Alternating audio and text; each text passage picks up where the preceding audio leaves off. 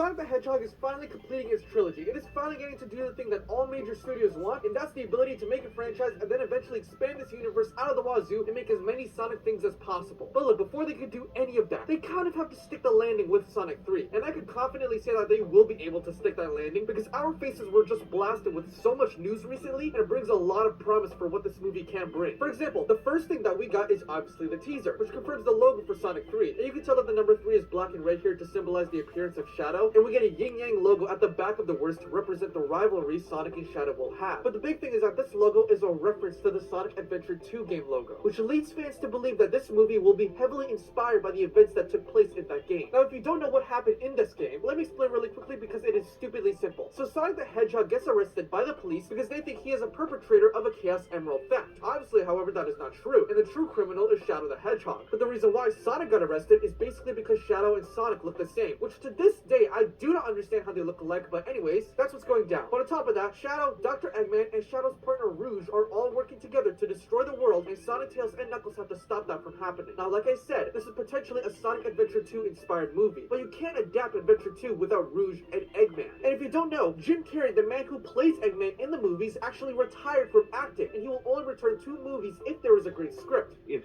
the Angels bring some sort of, script that's, written in gold ink that says to me that it's going to be really important for people to see, I might continue down the road, but I'm taking a break. Well, it looks like that script written in gold ink has finally arrived on his doorstep, or he was just offered a lot of money, because Jim Carrey is back to reprise his role as Eggman. However, this story also needs a Rouge. So is she even confirmed for this movie? And if so, who's playing her? Well, it looks like Kristen Ritter, who's the woman who played Jessica Jones many years ago. She has been casted in the Sonic movie, and is rumored, not confirmed, but rumored to be playing Rouge, which is a very good assumption, and hopefully that turns into reality. Now, in addition to Jim Carrey returning, everyone from the last movie, such as James Marsden, Ben Schwartz, Colleen O'Shaughnessy, and Idris Elba, they're all coming back. And in addition to Kristen Ritter being newly added, there are a lot of new additions coming to the Sonic team. But one of these additions that stands out is this one girl named Alila Brown, who is rumored to play a girl named Maria Robotnik, who, if you don't know, she's also in Sonic Adventure 2, but what's insane is that she is the granddaughter of Gerald Robotnik, who is the cousin of Dr. Eggman. And the reason why she is a big deal is because in the game, she suffered a terminal illness. So Gerald made Shadow to go to Earth and find a cure for her. But on top of that, she also became very close friends with Shadow. Now, I won't spoil what happens to her in the end, but let's just say if the movie actually adapts the hardcore premise of Adventure 2, that's some serious business, and you may have a really good movie from a narrative perspective. Like, for real, this has all the elements of potentially being the best Sonic movie in the franchise. Everyone is returning, including Jim Carrey. You're bringing Shadow and potentially Rouge and Maria into the movie, and maybe an adaptation of Sonic Adventure 2, one of the greatest Sonic games of all time. This movie seems like it's destined for greatness, and it makes me super excited. However, if this movie manages to incorporate Live and Learn into the movie, then this is a 5-star movie. But yeah, thanks for watching.